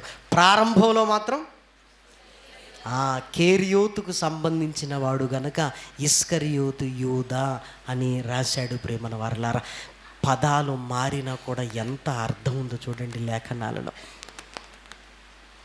నిజంగా ఇస్కరియోతు యూదా ఏదో అనుకున్నాడు, జీవితమే తలకిందులైపోయింది. ప్రేమన వారలారా, తన జీవితాన్ని నాశనం చేసుకున్నాడు, తన బిడ్డల జీవితాన్ని నాశనం చేశాడు, తాను కట్టుకుంటున్న భార్య జీవితాన్ని కూడా నాశనం చేశాడు. ప్రేమన వారలారా, ఒకవేళ యేసుక్రీస్తుతోనే ఉంటే, యేసుక్రీస్తుతోనే ఉంటే మీరు ఆలోచించండి, యేసుక్రీస్తుతోనే ఉంటే యేసుక్రీస్తు తర్వాత మిగిలిన శిష్యులందరూ ఎంత గొప్పగా పరిచర్యలో వాడబడ్డారో మనందరికీ తెలుసు. కేవలం తన కుటుంబాన్ని బాగా చూసుకోవాలి అన్న ఒక ఆలోచనతో తాను ఏం చేస్తున్నాడో తనకే అర్థం కాలేదు. మన విజయవాడ ప్రాంతంలో ఒక డాక్టరు కుటుంబాన్ని చంపి తాను ఆత్మహత్య చేసుకున్నాడు. ప్రేమన వారలారా, కుటుంబాన్ని లోపల భార్యను పిల్లలను కత్తితో చంపేసి తాను వచ్చి బయట ఊరి పెట్టుకున్నాడు. తెల్లవారుజామున పని మనిషి వచ్చింది, ఆ ఉరి పెట్టుకున్న ఆయన చూసి భయంకరంగా అరిచేసింది. అందరూ వచ్చారు, ఏం జరిగింది అనగానే పోలీసు వాళ్ళు ఎంక్వైరీ చేసినప్పుడు తన భార్య బిడ్డలను బాగా చూసుకోవాలనుకున్నాడు. చూసుకోవాలనుకొని ఏం చేశాడంటే అప్పుల మీద అప్పులు చేసి హాస్పిటల్ పెట్టాడు ఆయన డాక్టర్. అప్పటికే కరోనా టైం వచ్చేసింది. హాస్పిటల్ ఏమైపోయినాయి, దివాలా తీసాయి, అప్పులు ఎక్కువైపోయాయి. నేనే చనిపోతే ఈ అప్పులన్నీ నా భార్య మీద నా పిల్లల మీద పడతాయేమో అనుకుని ఏం చేశాడు, భార్యను బిడ్డలను చంపి తాను కూడా అప్పు చేసింది ఎందుకు చెప్పండి? అప్పు చేసింది ఎందుకు? బాగా చూసుకోవాలని. చివరికి చేసిందని చెప్పండి, భార్య బిడ్డల్ని చంపేశాడు. అంటే అప్పు ఎంత భయంకరమైందో చూసారా? అది ఎంత భయంకరమైందో చూసారా? ప్రతి పురుషుడు ఏమనుకుంటారంటే నా కోసం చేశానా? ఎవరి కొరకు? వాళ్ళ కోసమే కదా అంటాం. కానీ నువ్వు అప్పు చేసినంత మాత్రాన వాళ్ళు బాగుంటారన్న గ్యారంటీ లేదు. గ్యారంటీ లేదు ప్రియమైన దేవుని పిల్లలారా. ఎందుకంటే నీ జీవితాన్ని తలకిందులు చేసేది అది ప్రియమైన వారలారా. అందుకే బైబిల్ ఎప్పుడు చెబుతుంటుంది, మన కష్టార్జితానికి దేవుడు ఆశీర్వదిస్తాడే తప్ప గాలిలో మేడలు కట్టుకుంటూ వీడు 10 ఇచ్చాడు, వాడు 20 ఇచ్చాడు, వీడి తీసి వానికిద్దాం, వాని తీసి వీడికిద్దాం అనుకుంటే ఏదో ఒకరోజు మన కుటుంబం రోడ్డు మీది కాదు ప్రియమైన వారలారా. ఇదిగో ఇళ్లల్లో ఫ్యాన్లకు ఉరిపెట్టుకొని వేలాడటం అనేది ఖాయం ప్రియమైన దేవుని పిల్లలారా. ఆలోచించండి. చాలామంది పురుషులు ఏం చేస్తారో తెలుసండి, ఇంట్లో భార్యకి చెప్పారండి, తీసుకొచ్చేస్తారు, నీకెందుకులే. చివరికి చావాల్సింది ఎవరు? వాళ్ళే. చాలామంది ఒళ్ళొంచి కష్టపడటానికి ఇష్టపడరు ప్రియమైన వారలారా. ఎందుకు? ఈజీగా డబ్బులు రావాలి. ఈజీగా డబ్బులు ఎక్కడి నుంచి అయినా వస్తాయా? ఈజీగా వస్తాయా? ఏమండి, ఎప్పుడు నా రెక్కల కష్టమే నా కుటుంబానికి ఉపయోగం తప్ప ఇదిగో మాయ చేసి మన కుటుంబానికి ఏదో మేడగడదాం, మిద్దల్లోనికి తీసుకొని వెళదాం అనుకుంటే ఎప్పటికీ ఆ ఆలోచన మంచిది కాదు ప్రియమైన దేవుని పిల్లలారా. దయచేసి మీరు ఆలోచించండి. ఓ 10 లక్షలు తీసుకుని వెళ్ళి మీ భార్య చేతుల్లో పెట్టి చూడగానే సంతోషపడుతుంది. ఎక్కడవండి అని అడుగుతుంది. అప్పు తీసుకొచ్చాను అనగానే అమ్మో అని భయపడుతుంది ప్రియమైన వారలారా. 10 లక్షలు కదా అని సంతోషపడదు, భయపడుతుంది. మరలా ఈ 10 లక్షలు ఎలా తీర్చాలి, నెల వడ్డీ ఎంత కట్టాలి, అమ్మో అంటే 10 లక్షలు చూసిన ఆనందం అనేది ఉండదు. రోజంతా కష్టపడి సాయంకాలం ఇంటికి వెళ్ళి ఒక 2,000 రూపాయలు, ఒరే ఈరోజు పని చేశానే, ఈ 2,000 వచ్చాయనగానే ఆ 2,000ను బట్టి చాలా సంతోషిస్తుంది. ఇది నా భర్త కష్టం. ఇక్కడ 10 లక్షలు, ఇక్కడ 2,000, 1,000 రూపాయలు, 500 కానీ ఈ 500 తృప్తినిస్తాయి. ఈ 500 మనకి ఏం చేస్తాయి? ఆనందాన్ని ఇస్తాయి. ఈ 500కు ఎవరికి లెక్క చెప్పాల్సిన అవసరత లేదు. చూసారా? కానీ ఈరోజు ఈజీ మనీ కొరకు ఐపీఎల్ బెట్టింగ్లు, ఈరోజు ఈజీ మనీ కొరకు పేకాట, ఈరోజు ఈజీ మనీ కొరకు కుటుంబాల మధ్య పంచాయతీలు చేయడానికి వెళ్తున్నారండి. ఎందుకు? గొడవ పరిష్కరిస్తాం, మీరెంత పెట్టాలి. గొడవ పరిష్కరించడానికి డబ్బులు పెట్టాలా? Easy money. మీరొక 2 లక్షలు పెట్టండి, మీరొక 2 లక్షలు పెట్టండి. 2 లక్షలు ఎంత కష్టపడితే వస్తాయి? 1,00,000 ఎంత కష్టపడితే వస్తాయి? మొన్న ఈ మధ్య జరిగిందండి, భార్యాభర్తల మధ్య ఇద్దరు గొడవైంది. భార్య సర్దుకొని ఇంటికి వెళ్ళిపోయేసరికి తీసుకొచ్చుకోరా అంటే ఆమె రావాలన్నాడు. నువ్వు వెళ్ళరాదమ్మంటే ఆయనే రావాలనంది. బస్సులు ఫ్రీ అయినా ఆయనే రావాలంది. పంతాలు ఎలా ఉంటాయి చూసామంది. ఆయన వచ్చి నన్ను తీసుకుని వెళ్తేనే ఆయన ఉన్నాడు. గొడవలు ముదిరిన తర్వాత పెద్ద మనుషుల దగ్గరికి వెళ్ళింది. పెద్ద మనుషులు ఏంటి, 50,000 డిపాజిట్ పెట్టండి అన్నాడు. 50,000 పెట్టండి, 50,000 అన్నారు. 50,000 పెట్టారు. పెద్ద మనుషులు అందరూ కూర్చునేసరికి 12 అయిందండి. 12:30 అవుతుంది. ఒరే ఛాయ్ లేదారా అన్నాడు. అంతే, మళ్ళా బ్రేక్. వీళ్ళకి షాయిలు తీసుకొచ్చి వాళ్ళు తాగేసరికి ఏమైంది, భోజనం టైం అయింది. ఓ పని చేయండి, భోజనం తర్వాత చూసుకుందాం అనుకున్నారు. భోజనాలు అయిపోయాయి. భోజనం తర్వాత ఏమన్నారు, చెప్పమ్మా నీ బాధ ఏంటని చెప్పింది.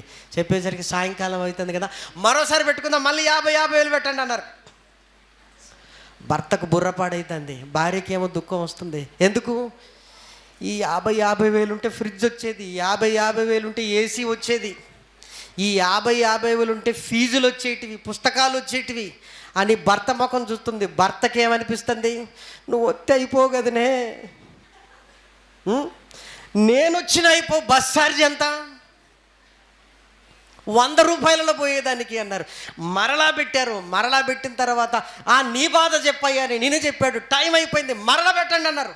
వీళ్ళకు భోజనాలు, మొన్ననే మటన్ తిన్నాక ఇప్పుడు చికెన్ తినండి అన్నారు, మొన్ననే చికెన్ అయింది ఇప్పుడు చేపలు తెమ్మంటున్నారు. వాళ్ళందరూ వచ్చి వీళ్ళకి సేవలు చేయటం అయిపోయింది. భర్తకు తిక్కలేసింది, నా భార్యని నేను తీసుకొని పోతానని పోటీ అన్నాడు. అంతేగా ఆ ముక్క ముందే చెప్తే నాకు 1,00,000 రూపాయలు మిగిలేటి అన్నాడు. డబ్బులు ఏముండే, డబ్బులు ఎక్కడి, భోజనాలకు అయిపోయినాయి, టీలకు అయిపోయినాయి, 4 ఊరికే కూర్చున్నావా మేము, మాకు పని లేక కూర్చున్నాం, పని లేకనే కూర్చున్నారు వీళ్ళు, మళ్ళీ మాకు పని లేక. కష్టార్జితం లేదు, రోడ్ల మీద కూర్చొని సంపాదించాలనుకుంటుంటారు. అది ఎప్పుడు కుటుంబానికి కాదు. ఎప్పుడు ప్రియమైన వారల కష్టార్జితం. ఆదాముతో ఏమన్నాడు, నీ చెమటోర్చి నువ్వు కష్టపడాలి, అప్పుడు నా ఆశీర్వాదం. ఒళ్ళు చెమట పట్టకుండా నేను బతికేస్తాను అంటే ఇదిగో మోసం చేయాలి. ఆ మోసం అంతా ఎఫెక్ట్ ఎవరి మీద పడుతుంది, మన కుటుంబాల మీద పడుతుంది. ప్రియమైన వారలారా, మన కుటుంబాల మీద పడుతుంది. మొన్ననే మహబూబా దగ్గర ఒక ఎంఆర్ఓ లేడీ ఎంత సంపాదించేసిందంటే, ఏసీబీ దాడులు చేసినప్పుడు మనం కూరగాయలు కేజీల లెక్కలు తీసుకుంటాం, ఆమె బంగారాన్ని కేజీ లెక్కలు కొనుక్కుందండి. ఆమె బంగారము, వెండి, నగలు, ఆస్తులు, ఫ్లాట్లు. ఎందుకోసం ఏముందంటే నా పిల్లలకు మంచి భవిష్యత్తును ఇవ్వాలి. అంతా బయటపడగానే ఇదిగో ఈమె జైలుకి వెళ్ళింది. అవమానాన్ని తట్టుకోలేక పిల్లలు ఆత్మహత్య చేసుకున్నారు. ఎందుకు? ఏ టీవీలో కూడా ఈమె. ఊరు వాళ్ళందరూ ఇదిగో వెలివేసినట్టుగా చూసేసరికి అవమానం తట్టుకోలేక వాళ్ళు ఉరిపెట్టుకున్నారు. ప్రియమైన వారలారా, ఉరిపెట్టుకోగానే ఈ సంగతి ఆమెకు తెలిసింది. నేను చేసిందే వాళ్ళ కొరకు, వాళ్ళే లేనప్పుడు ఇదంతా నాకెందుకు అని జైల్లో ఆరోగ్యం ఆమెది ఏమైపోయింది, క్షీణించిపోయి ఆమె చావడానికి ఉంది. పిల్లలు ఆల్రెడీ చనిపోయారు. ఆలోచించండి. చివరికి ఏమైపోయింది అంటే కుటుంబం అంతా అస్తవ్యస్తం అయిపోయింది. ప్రియమైన దేవుని పిల్లలారా, కుటుంబం అంతా అస్తవ్యస్తం అయిపోయింది. నువ్వు ఎవరి కోసం అని చేస్తున్నావో ఇదిగో నీ కష్టార్జితమే వాళ్ళకు దక్కుతుంది, కానీ నువ్వు మోసం చేసిన ఒక్క పైస కూడా మన కుటుంబానికి చెందదు. ఇస్కరియోతు యూదా కూడా అదే తప్పు చేశాడు. యేసుక్రీస్తును అమ్మి 30 వెండి నాణాలు తీసుకుని వచ్చాడు తన కుటుంబం కొరకు. కానీ తాను తలకిందులైపోయాడు, కుటుంబం కూడా తలకిందులైపోయేవాడు. ప్రేమన వారలారా, ఇక అతి ప్రాముఖ్యమైన విషయం ఏంటంటే, బయట మోసం చేస్తేనే మన కుటుంబానికి అది వ్యతిరేకంగా మనకు కనపడుతున్నప్పుడు, సేవలో మోసం చేస్తే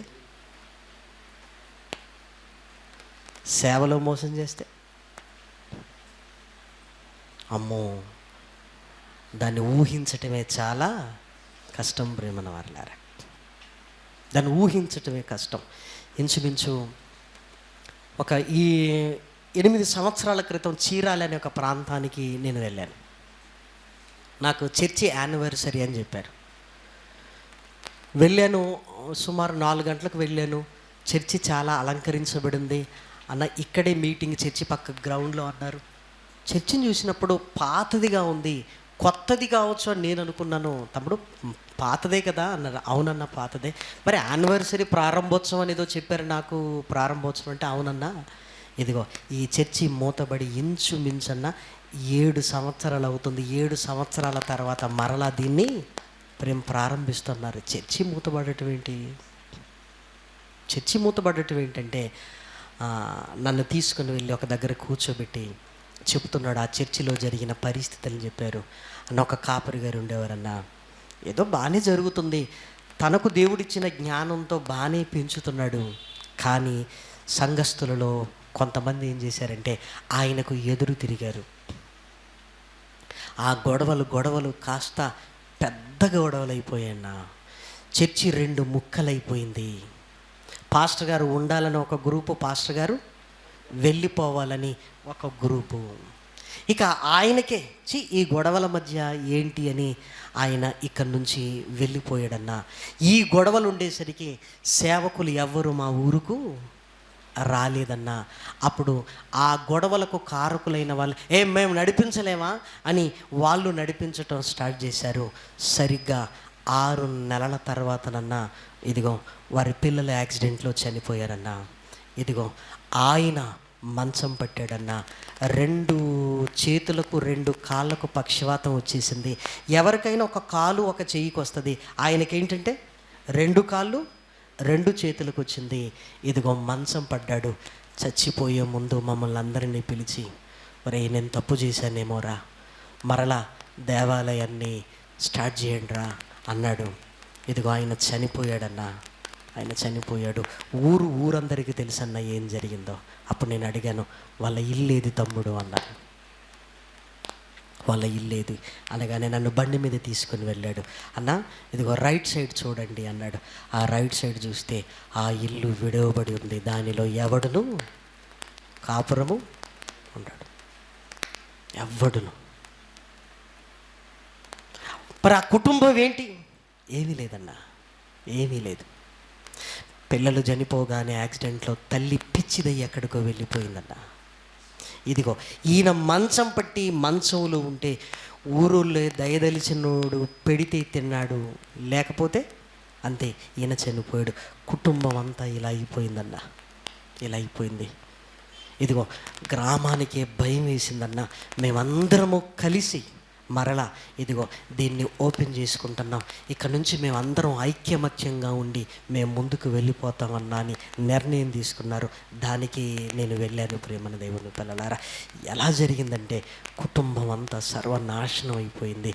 రోగంతో మంచం పట్టాడు. భార్య పిచ్చిదై వెళ్ళిపోయింది. ఏమండి, పిల్లలు యాక్సిడెంట్లో దుర్మరణం పాలైపోయారు. అందరూ అంటున్నారు కుక్క చావు చచ్చారు. ఇదిగో దేవునికి ఎదురు తిరిగారు. దేవాలయంలో వీళ్ళు గొడవలు పెట్టినది ఇది జరిగింది, ఇది జరిగింది, ఇది జరిగింది అని ఊరికి తెలిసింది. అది తట్టుకోలేక కుమిలి చచ్చిపోయాడన్న ఆయన. కుమిలిపోతూ చూసారా? సేవనగానే ఏదో ఈజీగా అనుకుంటాం మన వారలారా. యేసుక్రీస్తు స్వరక్తమిచ్చి సంపాదించిన సంఘానికి నీ వల్ల మేలు కలగాలే తప్ప సంఘానికి మన వల్ల ఎప్పుడూ ఇబ్బంది కలగకూడదు. అది నీకు మంచిది కాదు, మోరోవర్ నీ కుటుంబానికి మంచిది కాదు. చాలామంది పెద్దగా మాట్లాడుతుంటారు మన వారలారా. ఈ మాటలు ఎల్లకాలం ఉండవు. నువ్వెంత నేను చెప్పలేనా నో. ఏదో ఈరోజు నిలబడి మాట్లాడినంతగా ఉండదు ప్రియమైన దేవుని పిల్లలారా, నిలబడి మాట్లాడినంతగా ఉండదు. ఇక్కడ పేరు కొరకో హోదా కొరకో ఏదో అనుకుంటాం ప్రియమైన వారలారా. కానీ సంఘం అనగానే ప్రియమైన దేవుని పిల్లలారా అది చాలా విలువైంది. అక్కడికి వెళ్ళి ఏదో చేద్దాం అనుకుంటే ఇదిగో ఆయన గుప్పెట్లో మన కుటుంబాలు ఉన్నవి.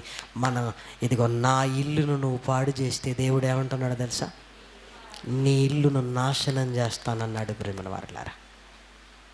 అందుకే మొన్న కర్నూలు ప్రాంతానికి వెళ్ళగానే గబగబా ఒక చెల్లి వచ్చింది. అన్నా మంచి ప్రసంగం చేసావన్నా, అందుకే అని భర్తని పిలిచి ఇదిగో ఈయన ఎప్పుడు దేవాలయంలో గొడవ పెట్టుకుంటాడన్నా అని ఏడ్చుకుంటుంది. ఇంకొకసారి దేవాలయం జోలికి నువ్వు వెళ్ళొద్దు అని చెప్పింది. వెంటనే అప్పుడే మాట ఇచ్చేశాడు. అన్న తెలియక చేశానన్నా, ఇక నేను వెళ్ళను అని. భార్య అంటుంది, అన్న ఇక నేను వెళ్ళనివ్వనన్నా, కాళ్ళ మీద పడతానే కానీ ఇదిగో దేవాలయంలో గొడవలు ఏంటన్నా? ఒకవేళ వాళ్ళదే రైట్ పోనీ వదిలేయాలి, మనం వాళ్ళదే తప్పు వదిలేయండి. దేవుడు వదిలేస్తాడా? మనం తగ్గించుకుంటే పోలే. దేవుడు ఇదిగో మనం తప్పు చేస్తేనేమో మనల్ని శిక్షించి ఇంకొకరిని తప్పు చేస్తే వదిలేస్తాడా? వదిలేడు కదా. దానికి మనం ఎందుకు టెన్షన్ పడాల్సినంత అవసరం ఏముంది చెప్పండి? ఐక్యమత్యంగా ఉండటానికి బదులు ఉన్న నలుగురిలో 4 రకాల గొడవలు. ప్రేమన వారలారా, ఎవరి దగ్గరకు వచ్చావు? ఏం గొడవలు? ఏం చేద్దామని? నీ భార్య నీ పిల్లలతో నువ్వు ఆనందంగా ఉండాలనేనా ఇన్ని చేసేది? నువ్వు ఉండనిస్తాడా? ఉండనిస్తాడు అసలు? మీరు ఆలోచించండి. ఇలా ఎన్ని ఎగ్జాంపుల్ చెప్పమంటారు?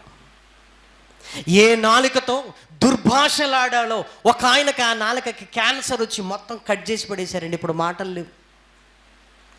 లేవు.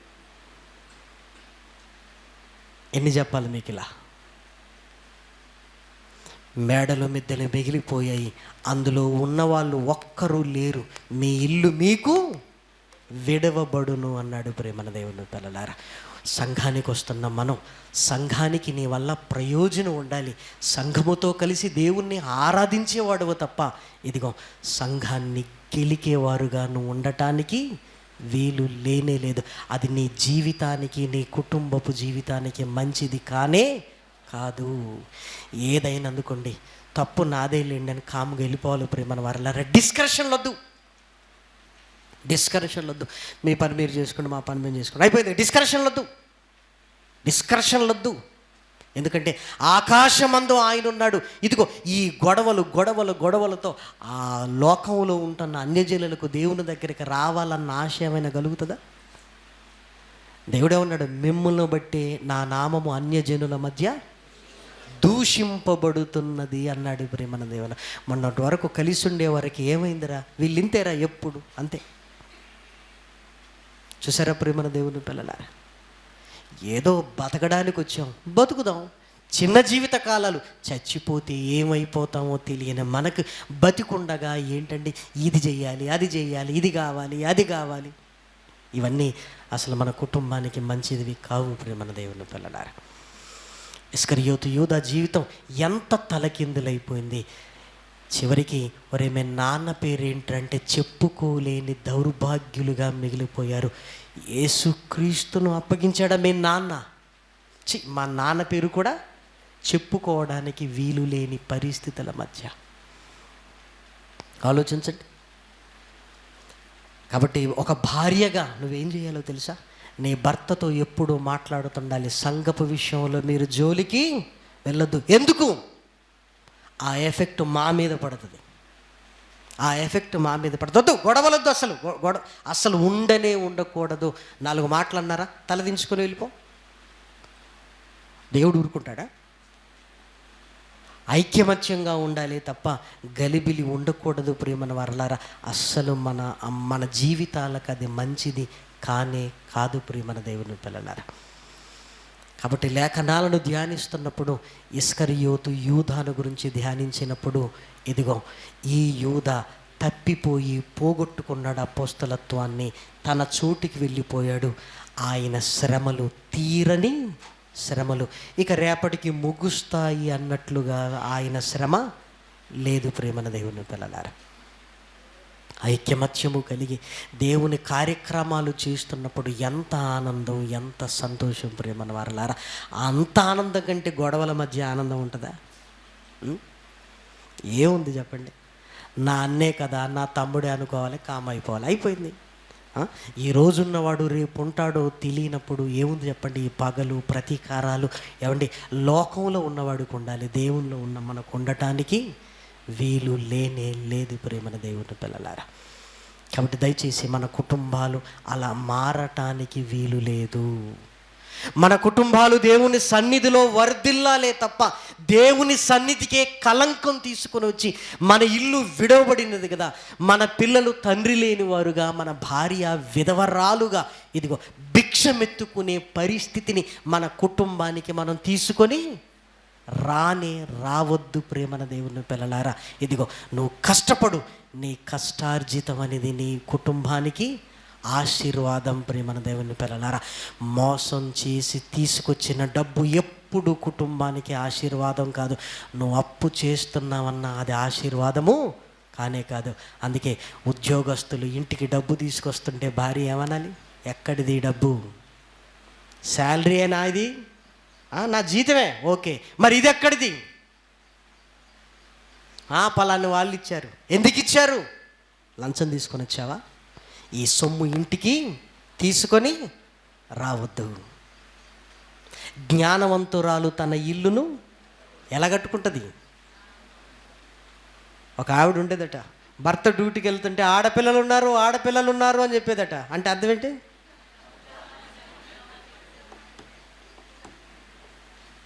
చూసారా? భర్త సొమ్ము తీసుకొస్తే ఎక్కడిదని అడగరా? అది ఐపీఎల్ బెట్టింగా, జూదవాడి తీసుకొచ్చాడా, అవసరం లేదా? అంటే చాలామంది డబ్బును చూడగానే ఎలా సంపాదిస్తే ఉంది అనుకుంటారు. మొన్న ఒక వివాహపు పెళ్లి చూపులు జరిగాయి. ఆ పెళ్లి చూపుల్లో ఇద్దరు మాట్లాడుకున్నప్పుడు ఆ పాప పెట్టిన కండిషన్ ఏంటో తెలుసా? నీ రెక్కల కష్టంతో నన్ను పోషిస్తావా? నీ రెక్కల కష్టం అంటే అర్థం ఏంటి? గవర్నమెంట్ ఉద్యోగం చేస్తున్నామని మా వాళ్ళు ఇస్తున్నారు. గవర్నమెంట్ ఉద్యోగంలో పైకి వచ్చే తక్కువ, కింద వచ్చేదే ఎక్కువట. నాకు నీ రెక్కల కష్టం. బిత్తరపోయి చూస్తున్నాడట. ఎవరైనా బాగా చూసుకోమంటారు కానీ ఈవేంటి రెక్కల కష్టంతో చూసుకోమంటుంది, లంచం తీసుకోవద్దు అనుకుంటుంది, ఈమె సిబిఐ ఆఫీసర్లా ఉందని. మరంతే, దేవుని పిల్లలు ఇదే అడగాలి. ఐటీ ఎంత వస్తుంది? 1,00,000, 2 లక్షలు, 3 లక్షలు. 3 లక్షలు ఏం చేద్దాం? మీరు ఆలోచించండి. నీ రెక్కల కష్టంతో నన్ను పోషిస్తావా? అది ఆశీర్వాదము. లేనిపోని పంచాదులని కూర్చొని ఆ డబ్బు ఎందుకండి మీకు? ఆ డబ్బు ఎందుకు? ఇంకొకరి పొట్టగొట్టిన ఆ డబ్బు నువ్వు కడుపు నింపుకుంటావా? అసలు ఇంకొకరు ఏడుపుతో నీ కళ్ళ ముందు ఉన్నప్పుడు ఆ డబ్బుతో నీ కుటుంబాన్ని పోషించుకుంటావా? చచ్చావా నువ్వు? బతికావా? కూటి కొరకు కోటి విద్యలు ఉన్నాయి. ఏ ఒక్కటి రాదా నీకు? ఏ ఒక్కటి రాదా? లంచాలకు తెగబడిన వాళ్ళు కొంతమంది, మాటలకు తెగబడి సంపాదించేవారు, బ్రోకర్లుగా పనిచేసేవాళ్ళు ఇంకొంతమంది. అంటే మనకేంటి? ఒళ్ళు గదలకుండా ఏం రావాలి? డబ్బు కాళ్ళ దగ్గరికి రావాలి, ఒళ్ళు గదలకుండా. నో, సోమరితనాన్ని దేవుడు అస్సలు చూడడు. సోమరి చీమల యొద్దకు వెళ్ళు అన్నాడు. సోమరి చీమల యొద్దకు వెళ్ళి అన్నాడు. కష్టపడేవాడికి ఎప్పుడు ఆశీర్వాదం ఉంటుంది. సోమరి పని తప్పించుకునేవాడంటే దేవుడికి ఇష్టం ఉంటుందండి. అది యవనస్తులైనా సరే. పాస్టర్ గారు కనపడగానే ఇప్పుడు ఏం పని చెప్తాడో రా బాబు అని వెళ్ళిపోతుంటారు. ఇప్పుడు మన వాళ్ళారా, సోమరి పని చేసే టైంలో పని చేయకపోతే ఏం చేస్తాం? ఆలోచించను. ఇప్పుడే సోమరితనంగా ఉంటే రేపొద్దున నీ భార్య పిల్లల కొరకు నువ్వు కష్టపడతావా? దేవుని కోసమే కష్టపడని నువ్వు నీ భార్య పిల్లల కోసం ఏమైనా కష్టపడతావా? ఆలోచించు. అది శాపంగా మారిపోతుంది ప్రియమైన దేవుని పిల్లలారా. కాబట్టి నీతి న్యాయముగా దేవుని సన్నిధిలో ఉన్నప్పుడు, ఆయన మీద ఆధారపడుతున్నప్పుడు సమస్తమును ధారాళముగా ఇచ్చే దేవుడు. నువ్వు ఆయన మీదనే ఆధారపడాలి తప్ప ఏదో మోసం చేద్దాం, పర్వాలేదు, అప్పులు తీసుకొద్దాం, వీడి తీసుకొచ్చి వాడికి ఇద్దాం, వాడి తీసుకొచ్చి తీసుకిద్దామని అనడానికి లేదు. ఒక చర్చికి వెళ్ళాను నేను. వెళ్ళి అడిగాను, అప్పు లేని వారు రూపాయి నిలబడండి అన్నాను. మా ఇంటి మీద రూపాయి అప్పు లేదన్న వాళ్ళు నిలబడంటే ఎవరు నిలబడలేదు. ఎవ్వరు నిలబడలేదు. ఎవ్వరు. అంటే చూసారా, ఆశ్చర్యం వేసింది. అంటే అప్పటికే సాతాను ఉచ్చుల్లోనికి వెళ్ళిపోయారు. నువ్వెంత కడుతున్నావు వడ్డీ? నెలకు 30,000 కడుతున్నానన్నా. ఏంటి? ఎందుకు వెళ్ళావు ఆ రొంపిలోనికి? ఇల్లు కట్టేటప్పుడు అప్పయిందన్నా. ఆ ఇంట్లో నువ్వు ఆనందంగా ఉండగలుగుతున్నావా? ఇల్లు పూర్తయిపోయింది కానీ లోపల మనశ్శాంతి లేదు. నెల తిరిగేసరికి 30,000 ఏం చేయాలి? వద్దు ప్రియమైన దేవుని పిల్లలారా, నిజమైన ఆనందం దేవునిలో ఉంటే ఉంటుంది ప్రియమైన వారలారా. ఇదిగో వాడెవడో ఇస్తున్నాడు, వీడెవడో ఇస్తున్నాడని అప్పుల మీద అప్పులు చేసి కుటుంబాన్ని నాశనం చేసే స్థితిలోనికి దుష్టుడు మనల్ని తీసుకొని వెళుతుంటాడు ప్రియమైన వారలారా. ఒకప్పుడు అప్పు ఇవ్వాలంటే 100 అడిగేవారండి. ఈరోజు అప్పు ఇవ్వాలంటే బ్యాంక్ కూడా మనకు ఫోన్ చేస్తున్నాడు, నీకు కావాలా అని. మంచినీళ్ళు ఏమన్నా కావాలనడానికి చూసారా? మనమేమనుకుంటాం, వాడే నాకు ఫోన్ చేశాడు పదా.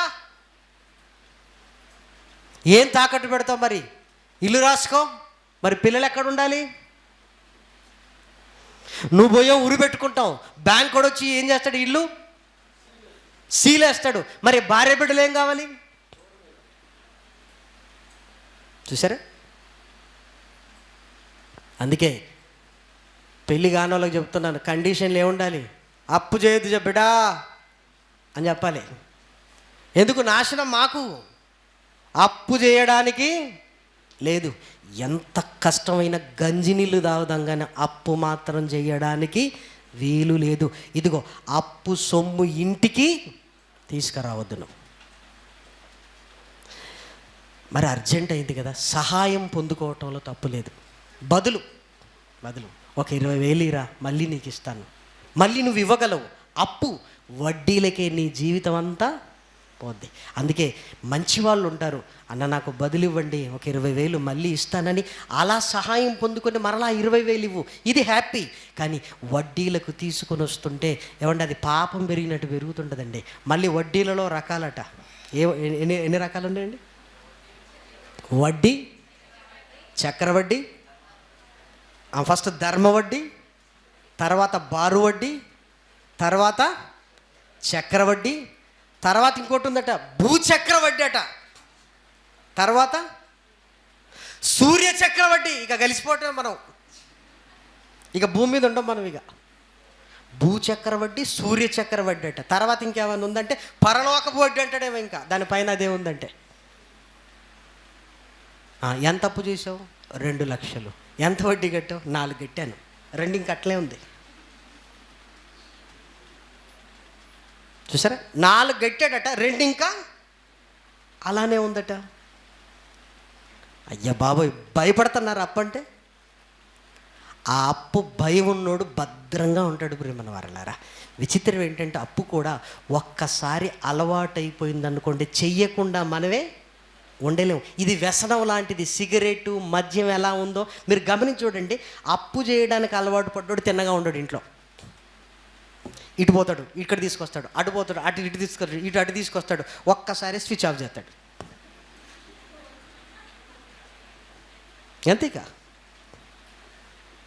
అమ్మో, మన కుటుంబాలు వర్ధిల్లాలి అంటే, మన పిల్లలు వర్ధిల్లాలంటే ప్రియమైన వారలారా, దేవుని సన్నిధిలో యథార్థంగా ఉంటే నీ కుటుంబం వర్ధిల్లుతుంది ప్రియమైన వారలారా. పురుషులారా, ఏదైనా మోసానికి వెళ్ళామా ఆ ఎఫెక్ట్ ఎవరికి? మన పిల్లలకి. వాళ్ళు నీ కళ్ళ ముందు కదలాడుతుండాలి. అంతే. వాళ్ళ నాశనాన్ని కన్న మనమే మన చేతులారా వాళ్ళ జీవితాన్ని నాశనం చేయడానికి వీలు లేదు. స్త్రీలారా, ఎప్పుడు కూడా డబ్బు ఇంటికి వచ్చిందంటే అది కష్టంతో వచ్చిందా, అప్పుతో వచ్చిందా, ఎలా సంపాదించారో అది తెలుసుకోవాలి ప్రేమన దేవుని పిల్లలారా. డబ్బు ఉంది కదా అని ఇష్టానుసారంగా ఖర్చులు పెడితే అప్పులు మిగిలిపోయి చివరికి ఆ డాక్టరే కుటుంబాన్ని చంపేశాడు. 2 చిన్నపిల్లలండి, పాప బాబు. వాడు చచ్చిపోయాడు. చివరికి ఏమైందో చూడండి. కాబట్టి ఇస్కరియోతు యూదా జీవితం చాలా పాఠాలు మనకు నేర్పిస్తుంది. అప్పుల వారు వాని ఆస్తిని, వాని కష్టార్జితమును ఆక్రమించుకున్నారు. ఇదిగో కొన్నది పోయింది, వాడికి ఉన్నది కూడా పోయింది. చివరికి కుటుంబమే నాశనం అయిపోయింది. ఆ స్థితిలోనికి మన కుటుంబాలు రావటానికి వీలు లేదు. ఒకరికొకరు సపోర్ట్ చేసుకోవాలి. కష్టం వచ్చిందనుకోండి, ఏమండి ఇదిగో మనం ఏదోటి తిందాంలేండి, ఏదోటి తిందాం అని భార్య భర్తకు సపోర్ట్ చేయాలి. భర్త భార్యను ఓదార్చాలి. ఏం కాదులే, ఈ కష్టాలు ఎంతో కాలం ఉండవు, దేవుడు ఏదో మార్గాన్ని తెరుస్తాడులే అనుకోవాలి.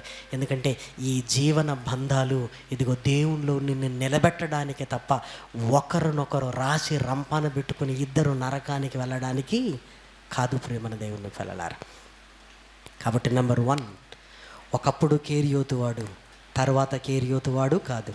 కేరియోతు వాడైనప్పుడు ఇస్కరియోతు యూదా అని రాశాడు, తర్వాత అప్పగించిన యూదా అని రాశాడు. ఇదిగో ఎందుకు సడన్గా 30 వెండి నాణాలు అప్పు చేశాడు. యెరూషలేములో ఇదిగో ఒక ఇల్లు, ఆ స్థలాన్ని కొనుక్కోవడానికి ప్రేమను వారలారా. మరలా ఎక్కడిది తీసుకొచ్చింది? అప్పు తీసుకొచ్చాడు. ప్రధాన యాజకులు పొలాన్ని కొన్నారు.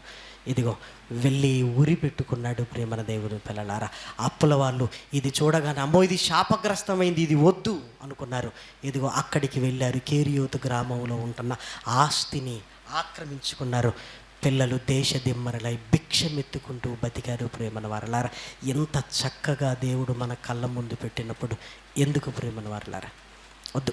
దేవుని సన్నిధిలో మన కుటుంబాలు వర్ధిల్లాలే తప్ప దేవుని సన్నిధిలోనికి వచ్చి మన కుటుంబాలు నీరసించి నాశనానికి వెళ్ళడానికి వీలు లేదు. కాబట్టి ఇంకా మన కుటుంబంలో ఎవరికైనా రక్షణ లేదా? ఇంకా మన కుటుంబాలలో ఎవరైనా మందిరానికి దూరంగా ఉంటున్నారా?